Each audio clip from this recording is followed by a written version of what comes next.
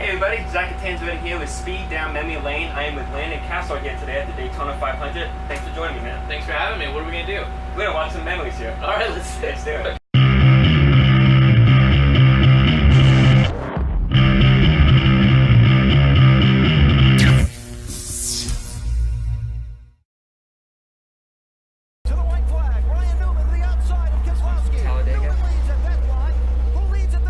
Yeah, this is such a great race. After this one, I actually led laps in this race, and I can't remember who the announcer was, but you could hear him say, was it Bestwick said, and Cassill to the lead at Talladega? It gives me goosebumps. I can see him a couple rows back here. This is I made a move up the middle here to get to where I was going, I thought. Oh yeah. Oh yeah, this is a big push from Boyer here. So I would have finished third here, but I thought, man, if I could just get a little help from Newman, maybe one more lap, Newman could have, we could have got a run going, but had a third place finish there, gave up fourth to Boyer, but that's okay. I wanted to win that race so bad. Oh yeah, this is a special one here. Took a while for me to learn the tandem draft in this race, and Brad Keselowski was the one that hooked up with me and really kind of in the race taught me how to tandem draft. We actually drove from pretty deep in the field to the lead, the two of us, and then this is the final lap. I was actually ahead of Tony Stewart a few laps ago, and then he was overheating, so he swapped with me, and I started pushing him, and you can see right there I'm in fourth in the red car. And Stewart just led the way. I was just pushing him. I was just doing I was following his lead. This is incredible. I loved tandem racing. I caught on to it really quick, and I thought I was pretty good at it. That was such a special race for me because I didn't have a ride at the time, and that race right there is probably the reason that James Finch called me to drive his Cup car later on in the season.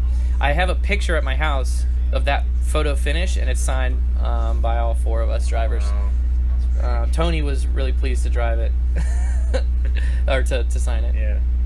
AJ, how many people are you going to run over on a restart?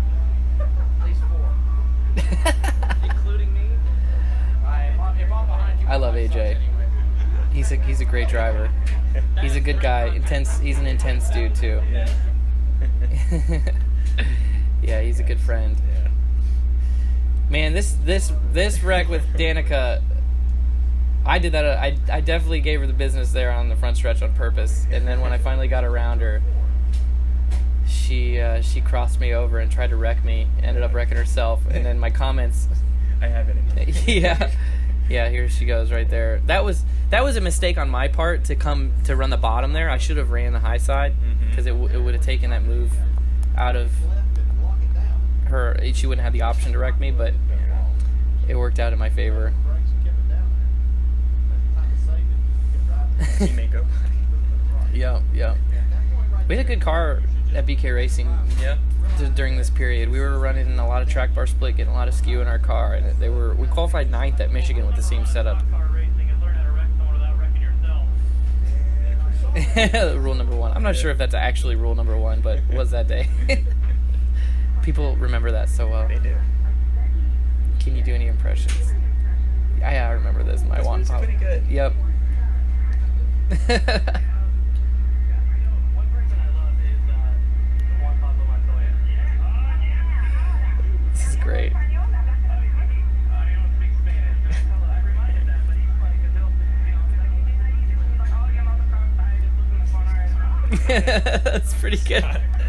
I got that impression from Chris Heroy, his crew chief at the time. Yeah.